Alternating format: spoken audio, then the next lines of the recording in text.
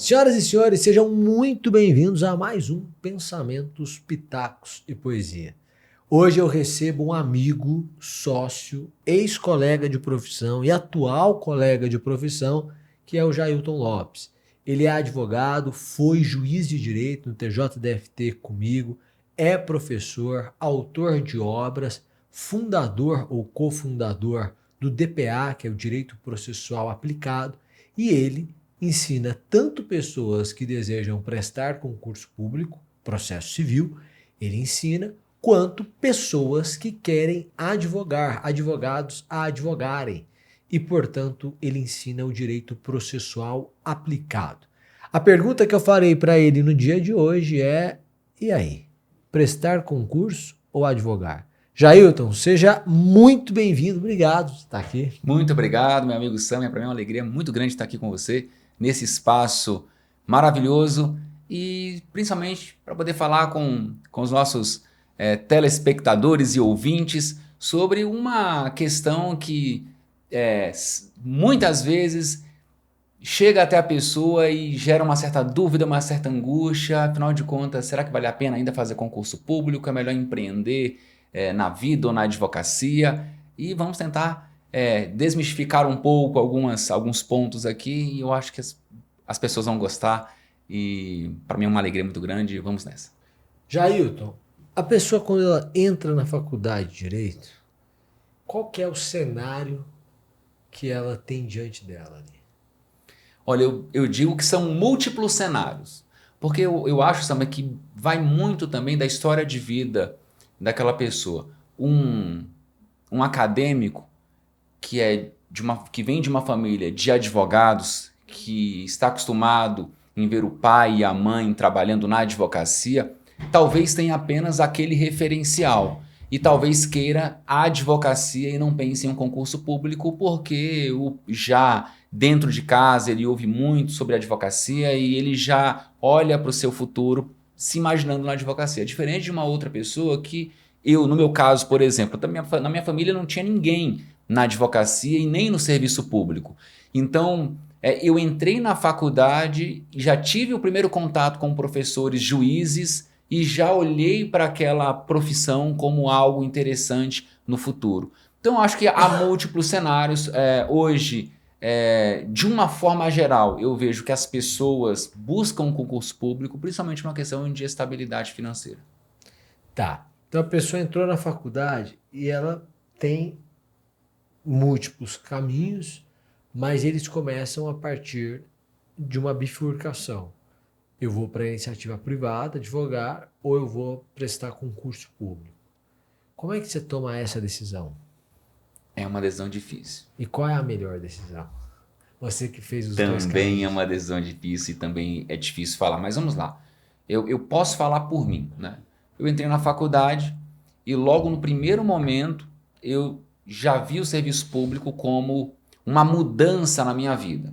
Porque eu vivia uma realidade difícil sob o ponto de vista financeiro e eu enxergava o concurso público como um caminho talvez mais rápido e mais eficiente para eu mudar de vida e ter uma estabilidade financeira e depois pensar o que eu iria fazer, se eu iria prestar outros concursos ou se eu iria deixar o serviço público, enfim. Então a minha realidade era aquela. Eu particularmente, quando eu entrei na faculdade, eu já vi como algo viável. Quando eu concluí a faculdade, eu vi que era difícil entrar no serviço público, não era tão fácil e eu precisava trabalhar. Eu não tinha como parar só para estudar.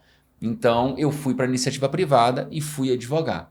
Nesse caminho da advocacia, eu fui muito feliz e consegui prosperar na advocacia, tinha o meu escritório, tinha os meus clientes, já estava, digamos assim, conquistando uma independência, já havia conquistado uma independência financeira e já estava prestes a conquistar uma estabilidade financeira também, tudo fruto da advocacia. Até que eu resolvi estudar para concurso público em razão de um sonho que eu já tinha na faculdade. Então a minha decisão naquele momento foi isso. E eu sempre procurei pensar a longo prazo. Então eu sempre me pensava assim, olha, a advocacia está dando muito certo agora. Mas daqui a 30 anos, como estará o Jailton advogado?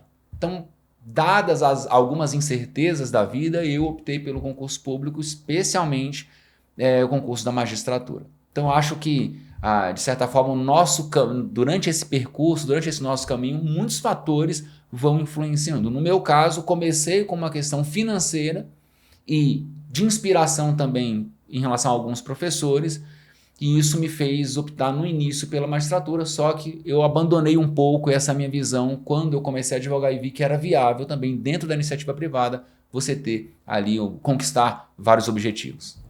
Tá, então, assim, é legal você falar isso porque as pessoas às vezes têm vergonha de falar que uma das razões para a decisão de um concurso público é a financeira, porque vendem para ela que tem que ser algo bastante romantizado. Então, assim, eu me vejo como juiz e o meu sonho é mais. Então, pode ser tudo verdade. Mas se o juiz ganhasse R$ 5.000 por mês, R$ 3.000 por mês, R$ 2.000 por mês, o número de pessoas que prestariam o concurso da magistratura seria muito menor.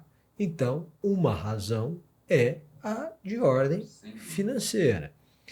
E aí é legal você falar isso porque isso já tira essa visão idealizada e pouco verídica sobre a decisão de prestar o concurso da magistratura. E aí você coloca o seguinte: eu tinha vontade de ser juiz e a questão financeira pesou porque você procurava estabilidade, né? Que você não tinha na advocacia. Tá. O advogado não consegue construir essa estabilidade ou consegue? Qual a sua opinião? Eu acho que o advogado consegue, mas ele precisa ser uma pessoa extremamente disciplinada financeiramente. É muito comum hoje, na advocacia, sujeito pegar uma causa interessante, ganhar bons honorários e já querer trocar de carro, já entrar em um financiamento de muitas parcelas de longo prazo, já querer fazer uma viagem maravilhosa. E a gente sabe que tudo isso gera um esforço financeiro muito grande. Troca de carro, viagem, apartamento, etc. Então, se o advogado souber respeitar o tempo e o momento, eu acho que ele consegue. Ele precisa fazer investimentos. Uma coisa que você fala muito bem, e eu sempre tive isso em mim, tem que ter múltiplas fontes de renda. A advocacia te permite ter múltiplas fontes de renda. Então, ele consegue, mas ele precisa ser muito mais disciplinado, por exemplo, do que um servidor público. Porque eu, na magistratura, não sei se você sentia isso, era o seguinte: eu estou no serviço público, eventualmente eu posso fazer um investimento e posso arriscar um pouquinho.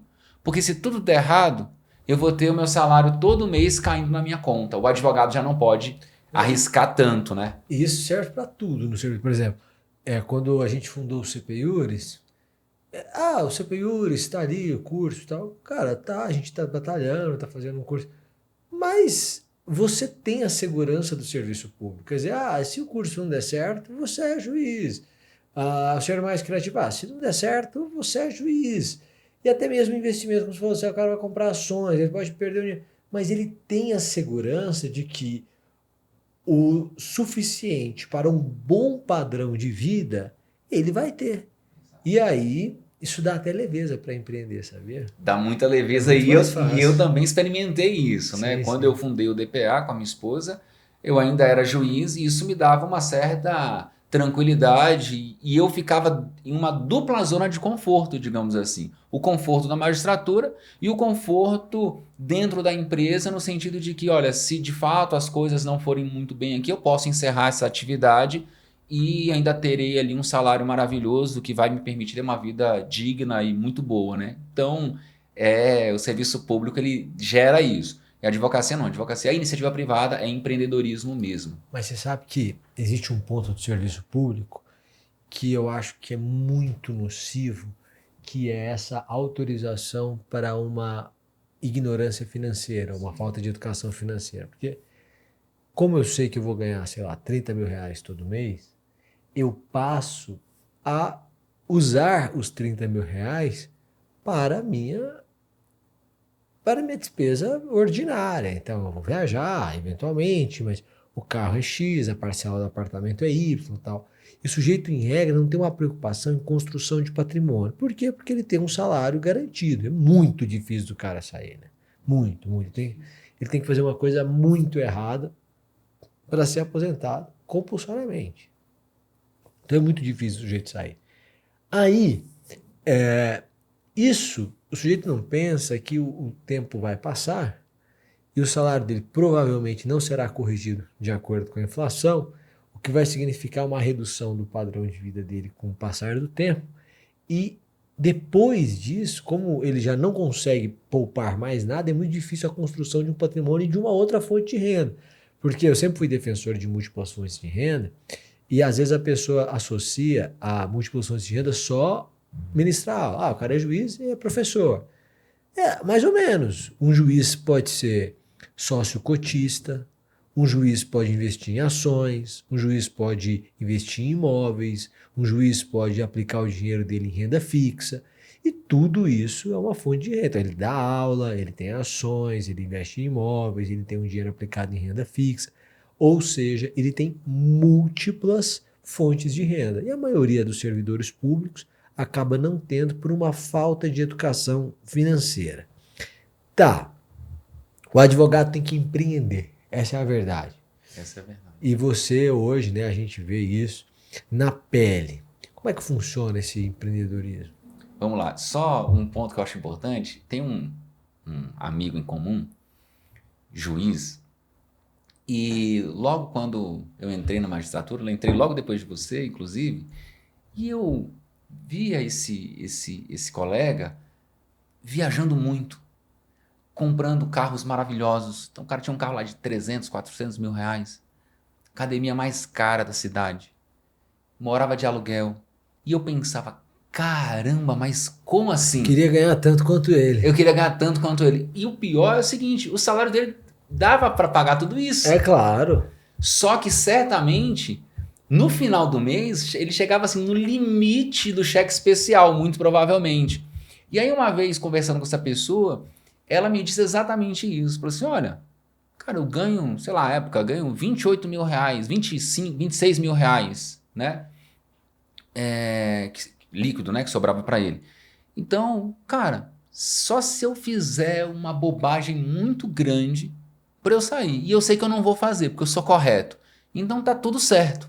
Só que aí vem o segundo ponto que você falou muito bem. O tempo vai passando, a remuneração vai estagnando, ela não acompanha De tempo em tempo dá uma ajustada. Dá uma ajustada, mas nós ficamos, a época, um bom tempo, muito tempo, sem um reajuste. E aí a situação foi, acho que dificultando.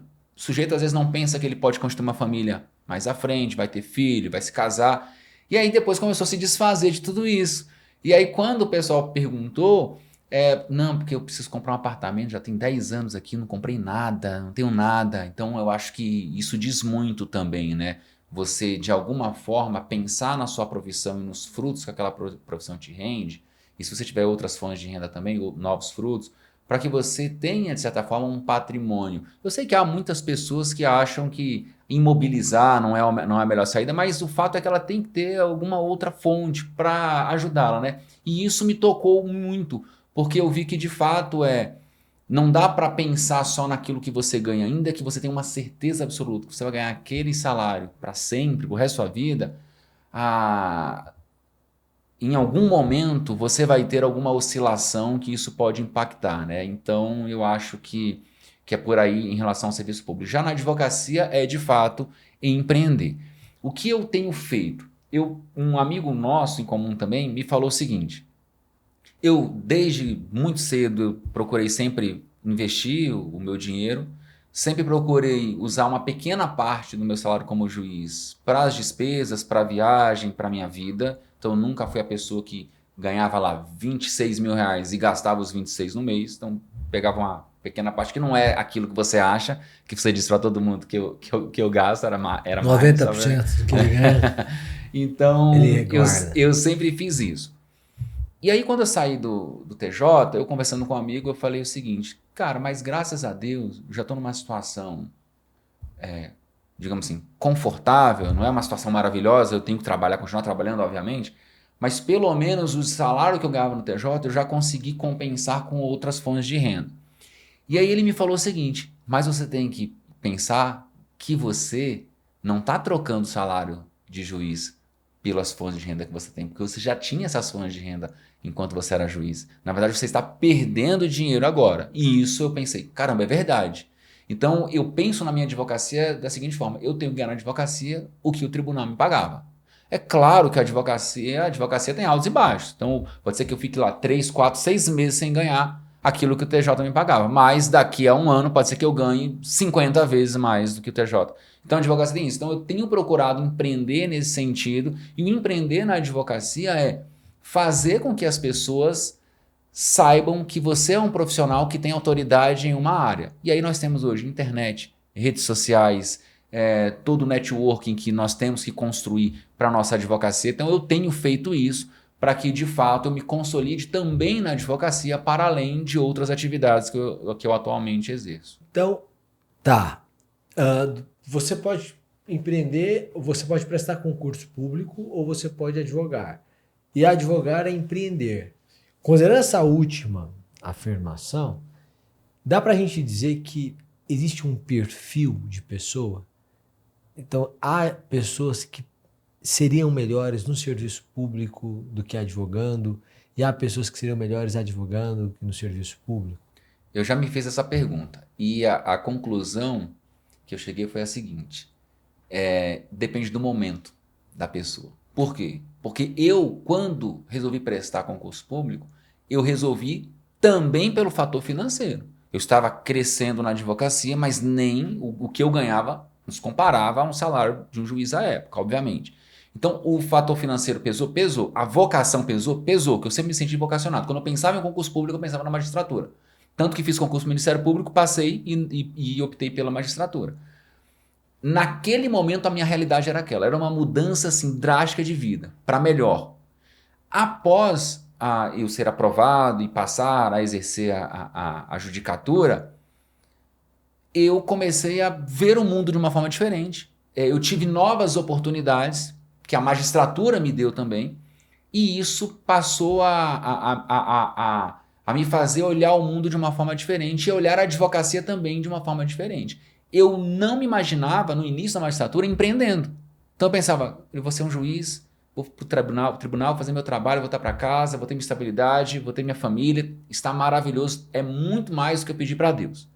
Só que a vida vai te mostrando outros horizontes, vai te mostrando outras oportunidades. E chegou um determinado momento da minha vida, por exemplo, que eu vi que empreender fazia mais sentido do que permanecer na magistratura. Então, hoje eu me vejo muito mais como empreendedor, tanto que eu saí da magistratura, mas há um tempo atrás eu me via muito mais um servidor público do que um empreendedor. Então, eu penso assim, a pessoa que muitas vezes vê o serviço público como uma oportunidade para mudar de vida, ainda que ela tenha uma veia empreendedora, mas naquele momento ela não se sente preparada para arriscar, digamos assim, investir na iniciativa privada, talvez faça sentido ir para o serviço público. Tá, mas você está dizendo que o perfil pode mudar? Pode. Ou o perfil fica camuflado e de repente aflora? Aí eu não sei. Porque algumas pessoas olham para mim e falam assim, ó, você sempre teve perfil empreendedor. Isso. Mas eu, particularmente, não vejo isso em mim. Pode ser que eu sempre tivesse isso. Eu não vejo. Então, da minha parte, eu procuro dizer o seguinte, que eu fui mudando. Então, eu fui mudando. Eu sou, de fato, uma metamorfose ambulante, né? Como dizia Raul Seixas. Então, eu me vejo assim. Mas há muitas pessoas que já se veem como empreendedoras. E olham para o concurso público como um caminho, talvez provisório, para alcançar um objetivo maior, que está tudo certo também. Eu acho que, assim, na magistratura você tem uma série de restrições que dificultam o empreendedorismo, mas há outras carreiras jurídicas em que jurídicas e não jurídicas, em que essas restrições elas não existem. Então, um sujeito que é procurador, por exemplo, de Estado, ele pode advogar. Em muitos lugares ele pode advogar. Então ele vive o melhor dos dois mundos, porque ele pode empreender na advocacia, desde que não advogue contra o Estado, e tem a estabilidade do serviço público. Então o Brasil ele permite essas realidades ou essas simultaneidades. E eu acho que realmente o perfil empreendedor nesse caso ele se manifesta nas procuradorias de forma muito clara. Segundo uma pesquisa que me informaram, foi até nosso amigo André que me contou, acho que 80% dos procuradores, mesmo podendo advogar, nas procuradorias que autorizam a advocacia, não tem escritório. Ah, não tem porque não tem tempo. Não, não tem porque não quer. Porque o cara pode ter um escritório, pegar uma causa por mês, e ele escolhe a causa e ele advoga naquela causa. Ele vai ser um cara de 10 causas por ano e dá para conciliar, assim, perfeitamente bem com a procuradoria. Ele não tem, falta perfil. Talvez falte a necessidade e a necessidade não o impulsione. Mas com certeza é preciso ter um perfil empreendedor na advocacia. O que me autoriza a fazer a segunda pergunta para você. Você acha que alguém muito ambicioso não deve prestar concurso público? Olha, a pergunta é difícil, viu? Summer, Ou financeiramente ambicioso, né? financeiramente ambicioso, eu acho que é um perigo você ir para o serviço público. Financeiramente ambicioso é um perigo você ir para o serviço público.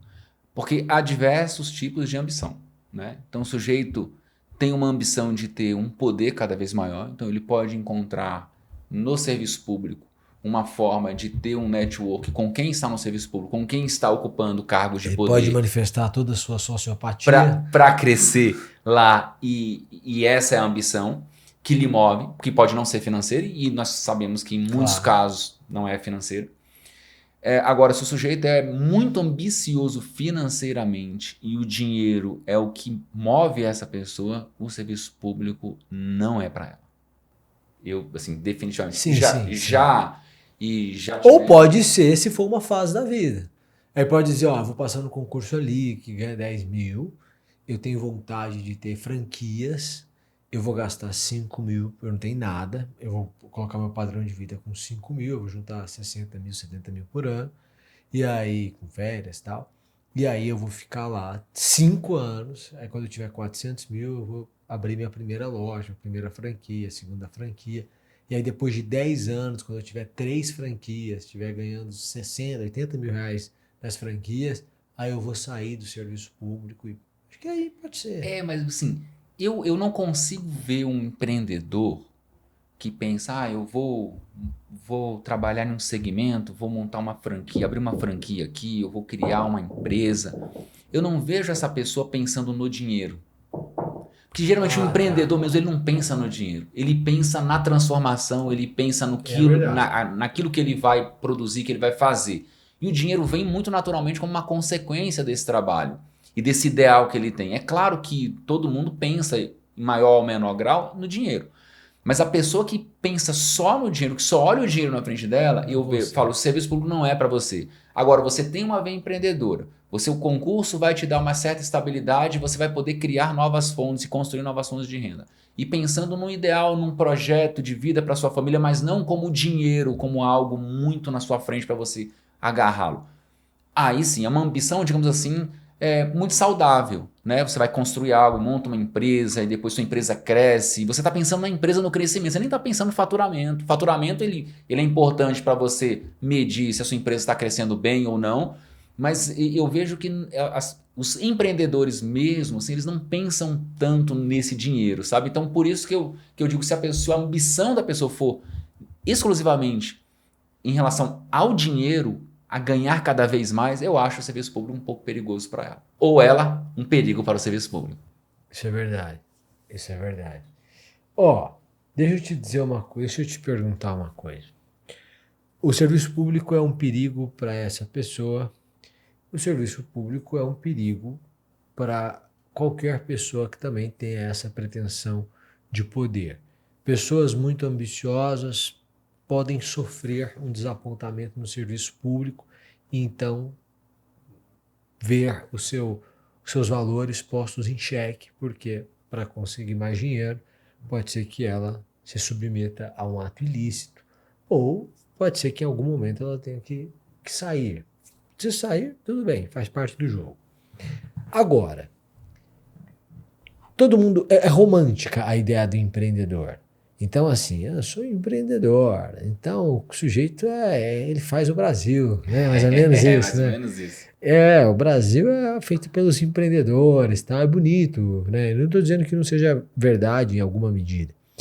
Mas a história dos empreendedores que nós conhecemos são histórias de sucesso.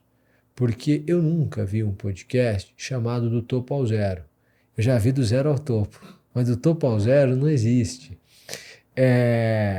Não existem podcasts, existem talvez podcasts com a temática Construindo Riquezas. Agora, nunca vi um podcast chamado Destruindo Riquezas. As pessoas que perdem são silenciosas. A gente não dá palco para o derrotado. Na vida é assim. Como é que eu consigo empreender com prudência, na sua visão? Sami,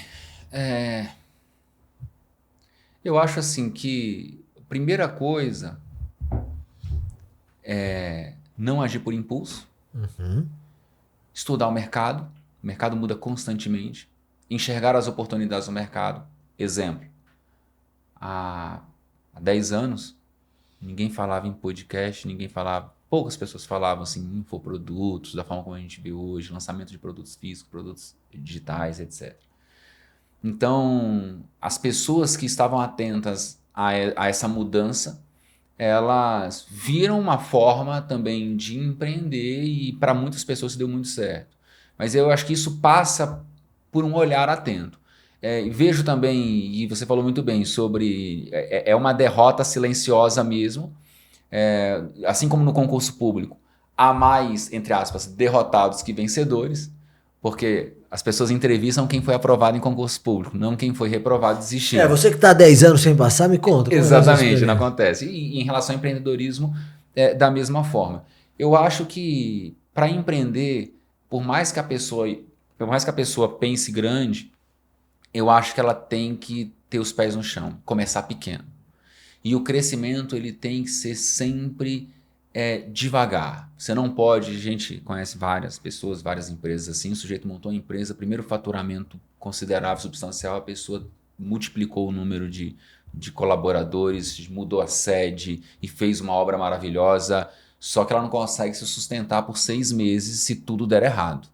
Então, acho que você tem que, primeiro, acompanhar o mercado, entender a sua realidade, entender aquilo que faz sentido para a sua realidade e onde você vive, se você vai empreender no mundo físico, né, e não no mundo digital, e ter os pés no chão. Eu acho que não há fórmula mágica, não vai haver fórmula mágica, e o conselho que eu posso dar é esse, é ter os pés no chão e entender que tudo é um processo.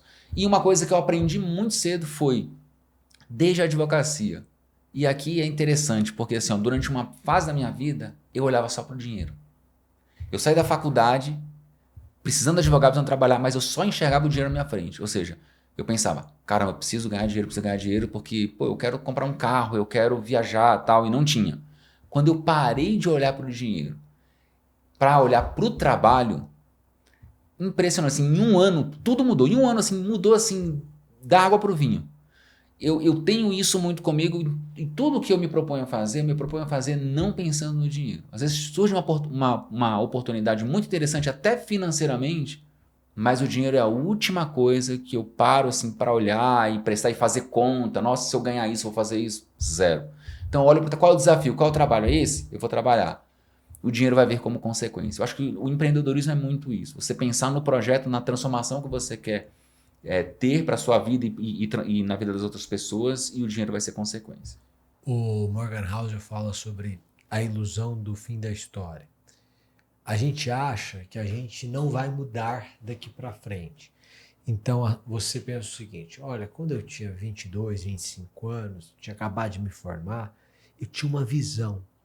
E hoje eu tenho uma visão muito diferente e tal. Então você vê uma transformação muito grande, 10, 15, 20 anos. Quando você olha para a sua visão de hoje, você acha que essa é a visão, esse é você.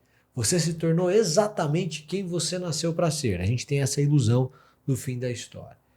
E isso vale muito para quem quer advogar, para quem quer prestar concurso, que é você pode mudar mais para frente. Então, você pode optar pelo concurso público? Sim. Pode optar pela advocacia? Sim. E pode ser que daqui a 5 anos você tenha uma outra ideia, seja uma outra pessoa? Pode.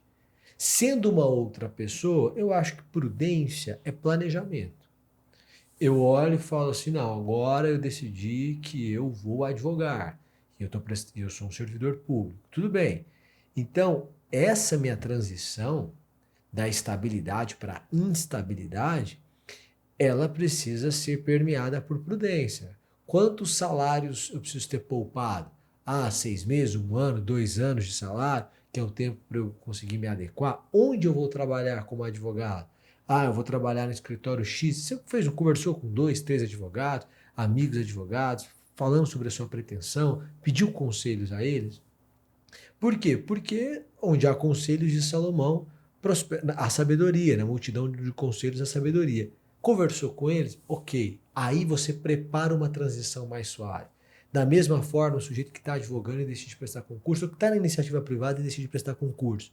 Não é, vou pedir demissão hoje porque eu vou me dedicar em tempo integral para o concurso. Cara, se você fizer isso, não, porque eu tenho uma reserva que me sustenta 6 meses ou 1 ano. Provavelmente você não vai passar em 6 meses, num ano. Não, mesmo que o cara seja genial, o concurso vai durar mais do que 1 ano, até ele tomar posse e tal. E aí ele coloca uma pressão sobre si mesmo, que é o seguinte, sobre si mesmo, que é a seguinte, ele precisa passar, ele precisa passar, ele precisa passar. Cada mês que passa, a conta dele diminui, o saldo, e ele não passou, ele está mais distante. E esse cara vai ficando mais ansioso e é horrível.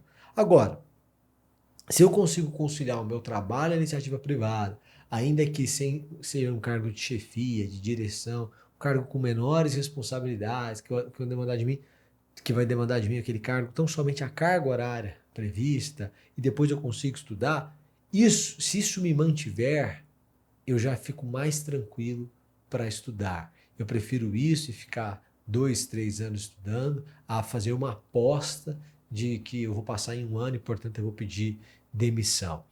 E em relação a advogar, só para complementar, eu acho que é isso mesmo. Pé no chão para mim é você esperar pelo pior, tendo confiança no melhor.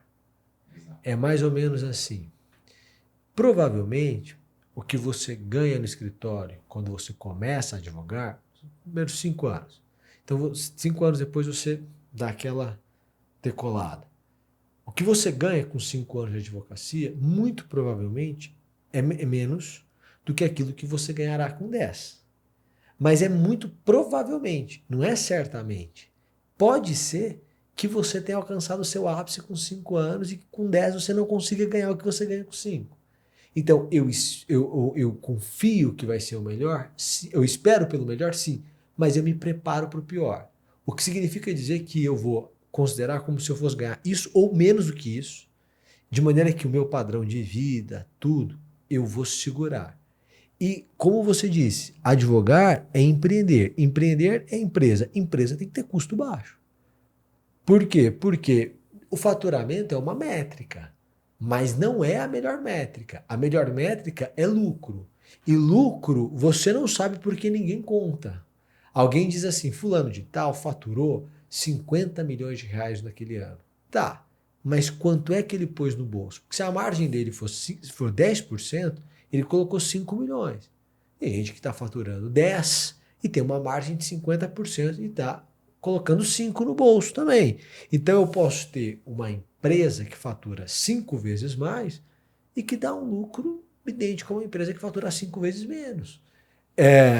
Empreender é conter custos. Eu gosto dessa noção de pés no chão. Você pode sonhar grande, lutar para ser grande, enfim, mas pés no chão, porque você não sabe o dia de amanhã, né? E você falou bem sobre a transição. Transição, preparar a mudança, é ter os pés no chão. Total. Porque se você simplesmente abandona tudo para mudar de vida, mudar de profissão, você está pagando um preço muito alto por uma coisa que você não sabe se vai dar certo, né? Eu acho que a transição é importante. Eu fiz isso quando eu saí da advocacia e fui para a magistratura, porque eu não parei de advogar enquanto eu estudei, apenas diminuí o meu ritmo de trabalho.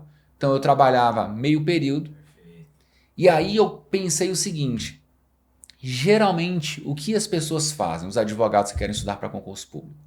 A gente sabe que ninguém gosta de estudar. para concurso público. Mesma coisa, todo Mesmo dia. quem gosta de estudar, Mesmo quem não gosta de estudar para de, concurso. mesmo quem gosta de estudar, não gosta de estudar para concurso público.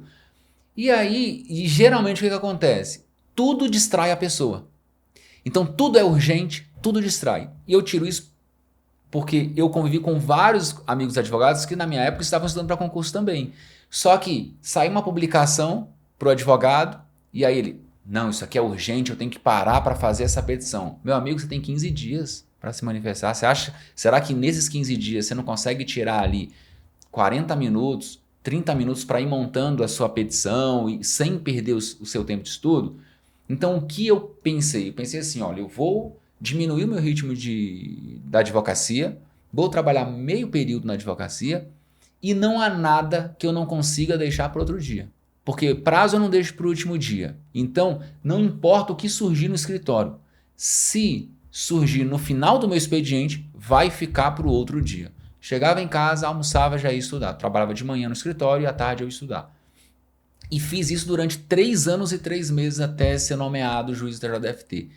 E impressionante, Samer, que a minha advocacia não caiu. Eu diminui o tempo, mas você dá muito mais valor ao tempo de estudo e ao seu tempo na advocacia. Então eu ia ao fórum, não ia lá tomar cafezinho, ficar batendo papo com os amigos, não perdia meu tempo lá. Por mais que eu quisesse ver meus amigos, rever e bater papo, eu não fazia isso. Então eu consegui imprimir um ritmo de trabalho na advocacia muito bom e um ritmo de estudo muito bom, porque o tempo era precioso para mim. A minha advocacia, ela se manteve durante os 3 anos e 3 meses, mesmo eu trabalhando praticamente metade do tempo que eu trabalhava antes, mas a intensidade se manteve, obviamente, né? E quando eu fiz a transição da magistratura para a iniciativa privada, foi da mesma forma. Eu comecei a empreender ainda na magistratura, dentro daquilo que a lei e a Constituição me permitiam, Que é você ministrar que é o aula, ministrar aula, coordenar. coordenar, ter livros, ser sócio de empresas, só não podia ser administrador.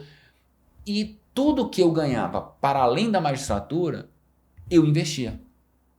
Então, ou seja, então eu nunca, não aumentei o meu padrão de vida, não aumentei nada. Então a magistratura eu continuava como juiz e como se eu não tivesse outras fontes de renda. E todas as outras fontes de renda eram destinadas para múltiplos investimentos.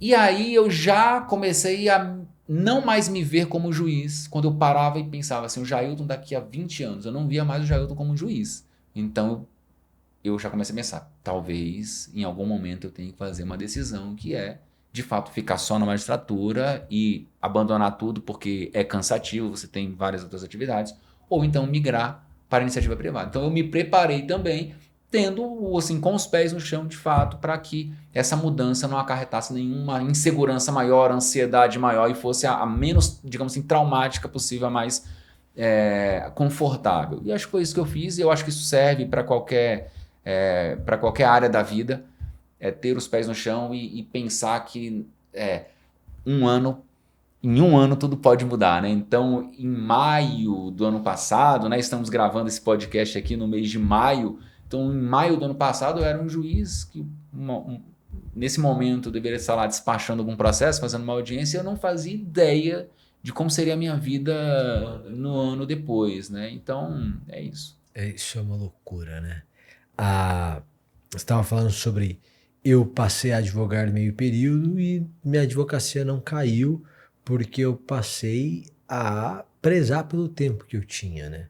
A Cris Junqueira, do Nubank, ela diz o seguinte: você nunca vai encontrar uma pessoa que faça melhor a gestão do tempo do que uma mulher com filhos e que trabalha com você. Exatamente. Porque essa mulher, ela não tem tempo, ela não vai ficar um cafezinho, de conversinha com o pessoal da empresa, ela não vai ficar enrolando, ela tem horário para ir embora, ela tem que entregar aquilo ali, ela tem horário para ir embora, que ela tem que buscar o filho na escola, ela tem o próximo turno, digamos assim. Essa mulher vai chegar lá, ela tem que fazer aquele relatório, ela vai sentar, ela vai fazer o relatório, ninguém vai ter a produtividade dessa mulher. Por quê? Porque ela tem uma outra responsabilidade de tempo, não sei o que ela precisa. Eu via isso na magistratura, você certamente também, que cara, eu preciso fazer essas sentenças. E como eu ministro aulas, não dá tempo de eu ficar enrolando para ficar no fórum talvez até 8 da noite, porque eu tenho que começar a dar aula às 7h30. Então, eu tenho que ter terminado essas sentenças antes. E a gente precisa ter essa noção. Às vezes a pessoa fala assim, eu não tenho tempo. Não, talvez você seja um péssimo gestor do seu tempo. E você não consegue fazer escolhas na vida porque você não sabe gerir o seu tempo. Eu não tenho tempo de trabalhar, estudar para concurso. Olha, eu não estou dizendo que é simples, mas existem vários exemplos de mulheres com filhos e que trabalhavam e que passaram no concurso da magistratura. Vários exemplos. Entendeu? Vários. Mas eu tinha isso, tinha... Claro que é muito sacrificante. Eu me recordo de um aluno que virou juiz e ele disse que enquanto ele estudava para a magistratura, ele chegava em casa, o filho dele já estava dormindo. E aí ele saiu, o filho dele ainda estava dormindo. Então, durante a semana, ele não via o filho. E aí ele disse que, ele dizia pro filho, olha, todo dia quando eu chegar, eu vou te dar um beijo antes de dormir. E para provar para você que eu passei lá de ter um beijo, eu vou amarrar o seu cobertor assim. Ele fazia um laço no cobertor. E aí ele fazia isso todos os dias. Diz que o menino, quando acordava, todo dia ia com o laço até a mãe e falava, aqui ó, que legal. Meu papai me deu um beijo. Então ele mostrava. Aí aquilo ali. E aí no fim de semana eles ficavam mais próximos e tal. É sacrificante? Nossa, você tem filho, eu tenho. Pensar assim, que você fica 2 dias sem ver, eu falo, nossa. Como conseguiu, né? Nossa, é muito ruim e tal. Hoje em dia eu faço viagem para voltar no mesmo dia, porque eu não quero dormir fora. Mas a pessoa consegue. Se ela tem isso com esse objetivo, então ela vai conseguir uma fase da vida, paciência. Ela consegue. Jailton, mas então chegamos à pergunta que define o nosso podcast, né? Que dá o tema. Advogar ou prestar concurso público? Qual o melhor caminho? Você tá me colocando em uma cilada, né? Tá me encurralando. Existe resposta? Não tem resposta. O que eu posso falar, assim, tranquilamente concurso público ainda vale a pena. Muito, né? Porque a gente fala muito sobre isso, as pessoas, e aí aquele negócio, né, não dá para romantizar, né, o empreendedorismo, a iniciativa privada, porque é maravilhoso, tal. É maravilhoso, mas também tem um lado cruel. Por exemplo, hoje eu trabalho muito mais do que eu trabalhava quando eu era juiz. Por quê? E eu saí da magistratura, primeira coisa que eu pensei, vou trabalhar menos, meu filho acabou de nascer e vou ter uma vida mais tranquila. Mas não dá, porque você quer empreender, você enxerga novas oportunidades, a sua visão de mundo. Você não pode se dar o luxo de abrir mão delas. Você não pode de abrir mão delas, exatamente. Então, eu trabalho muito mais. É sacrificante? Ontem, domingo, eu trabalhei até 10 da noite. Claro que eu fiquei uma boa parte do dia com meu filho, mas às 9h30 da noite eu estava lá resolvendo um problema, já para começar a semana, sem esse problema da advocacia, que eu já comecei a semana leve. Foi ótimo.